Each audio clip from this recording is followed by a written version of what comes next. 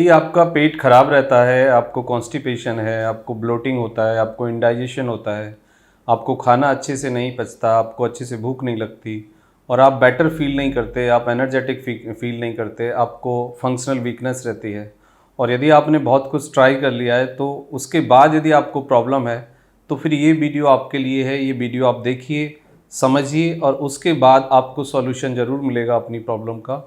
देखो, दुनिया भर में गट की हेल्थ को या डाइजेस्टिव सिस्टम की हेल्थ को या डाइजेशन को प्रमोट करने के लिए बहुत सारी चीज़ें हो सकती हैं, लेकिन आखिर ऐसा क्या है कि वो प्रॉब्लम नहीं ठीक हो पाती है। हम हेयर एंड देयर डॉक्टर बदलते हैं, थेरेपी बदलते हैं, टेस्ट कराते हैं, लेकिन रिज़ल्ट बहुत कुछ कन्विंसिंग रिज़ल्ट हमें नहीं मिलते।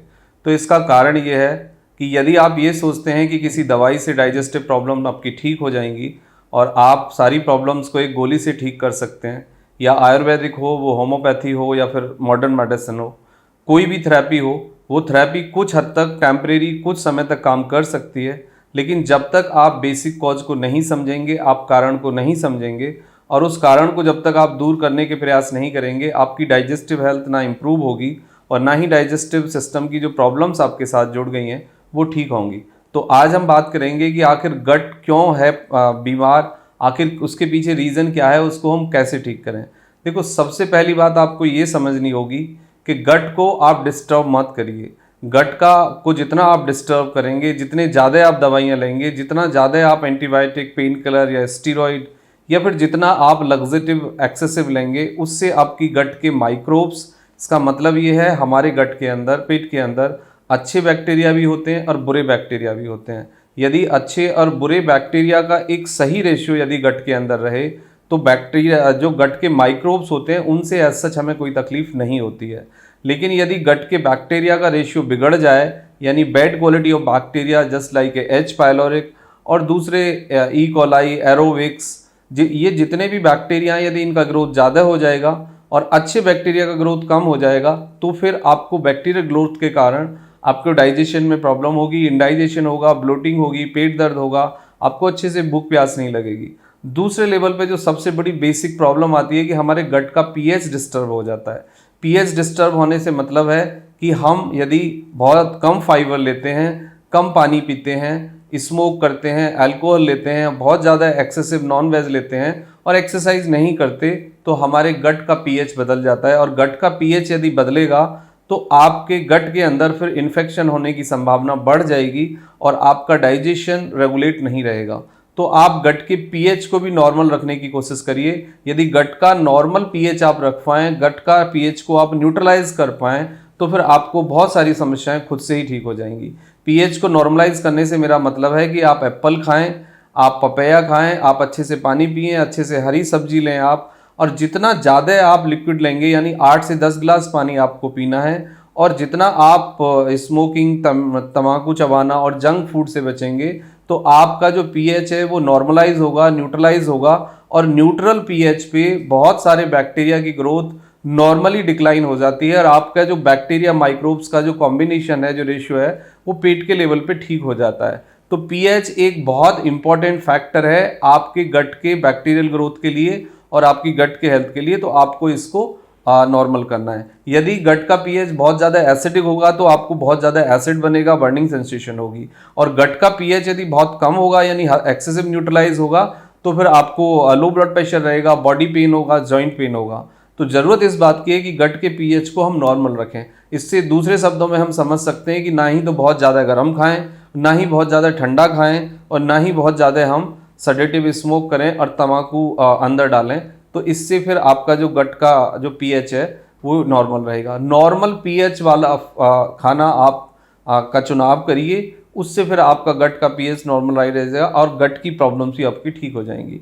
नेक्स्ट होता है कि गट से रिलेटेड कुछ डिसीज़ हो सकते हैं, जैसे कि सीलियक डिसीज़ है, आईबीएस है, क्रॉन्स डिसीज़ है, कोई इंटेस्टाइनल इन्फ्लामेशन है या कोई और दूसरे डिसऑर्डर हैं, वो भी आपके गट हेल्थ को प्रभावित करते हैं। यदि उस तरह का कोई प्रॉब्लम है तो फिर आप उसको मेडिकली ट्रीट करिए। मेंटल हेल्थ और मेंटल स्ट्रेस और स्लीप डिस्टर्बेशन, ये 3 चीज़ें हैं जो हमारे गट के पीएच को प्रभावित करती हैं, एसिड को प्रभावित करती हैं और जो सिक्रीशन है सलेवा का, एंजाइम्स का, उसको भी प्रभावित करती हैं। तो उसके कारण भी फिर हमारी गट डिस्टर्ब होती है। Lake of probiotics and prebiotics.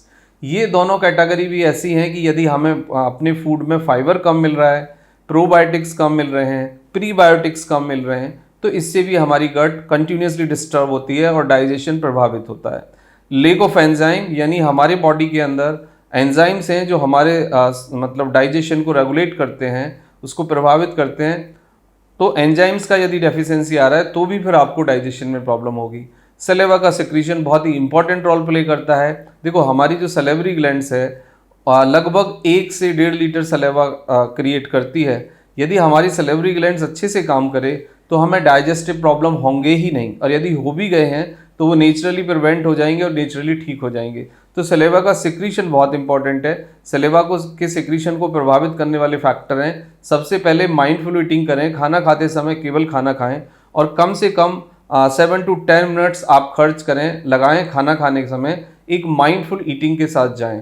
एक समय पे एक ही टास्क के साथ डील करें। स्मोकिंग और तंबाकू चबाना, इससे सबसे ज़्यादा आपका सलेवा का सिक्रीशन प्रभावित होता है।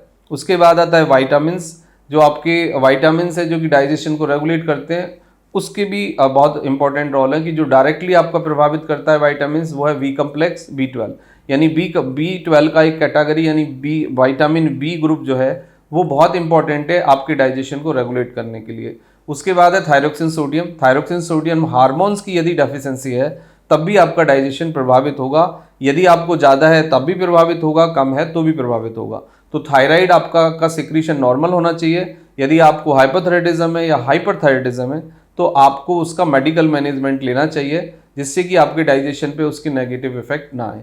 कुछ जेनेटिक फैक्टर्स भी होते हैं जो प्रभावित करते हैं, यानी आपका मेटाबॉलिक रेट, आपकी भूख प्यास, आपका मतलब फैटी लीवर, ओबेसिटी, ये कुछ मेटाबॉलिक पार्ट हैं, तो इनको भी डील करना चाहिए। जो मेटाबॉलिक पार्ट है उसको समझना चाहिए और फिर आपका खान पान और एक्सरसाइज का प्लान आपका अकॉर्डिंग आपका body weight, obesity, fatty liver और जो फैमिली हिस्ट्री है उसके अकॉर्डिंग रखना चाहिए। इसको दूसरे शब्दों में समझ सकते हैं ये कि आपके पेरेंट्स को यदि फैटी लीवर है, आपके पेरेंट्स यदि ओबीज हैं, फैटी हैं, तो आपको एक्सरसाइज करनी चाहिए डेली, अच्छे से पानी पीना चाहिए और फाइबर लेना चाहिए खाने में, और junk food, packed food, alcohol, smoking, non veg और बहुत ज़्यादा शुगर कंटेनिंग फूड, ये सब अवॉइड करना चाहिए। यदि आप ऐसा करते हैं तो फिर आप जेनेटिक फैक्टर को भी काफ़ी हद तक मैनेज कर सकते हैं और आपका जो मेटाबॉलिक रिस्क है वो मिनिमाइज हो जाएगा। Lake of water directly responsible है। पानी की कमी आपके शरीर में आपके डाइजेशन को डायरेक्टली प्रभावित करती है। तो 8 से 10 गिलास पानी सभी को पीना चाहिए। स्लीप डिप्रिवेशन, यदि आपको नींद अच्छे से नहीं आती है या आपकी नींद बार बार खुलती है तब भी आपका डाइजेशन प्रभावित होगा। अब इसको इम्प्रूव करने के कुछ बेसिक चीज़ें हैं जो आप करिए। फाइबर रखिए खाने में, कर्ड खाइए, पपैया खाइए, एप्पल खाइए, हरी सब्जी खाइए, खाना टाइम से खाइए, माइंडफुल ईटिंग करिए। कुछ ना कर पाएँ तो वॉक करिए। एक हफ्ते में 200 मिनट से 300 के मिनट्स आपका वर्कआउट यानी एक्सरसाइज टाइम होना चाहिए, वो आप रेगुलरली करिए। माइंडफुल ईटिंग करिए और डीप ब्रीदिंग करिए। तो इससे क्या होगा कि आपका सिस्टम कनेक्ट होगा, रेगुलेट होगा और आपका डाइजेशन इंप्रूव हो जाएगा, और फिर आपको जो गट से संबंधित यानी डाइजेशन से संबंधित प्रॉब्लम्स हैं वो नॉर्मली आपकी बॉडी उनको हील कर देगी। Thank you very much and take care yourself.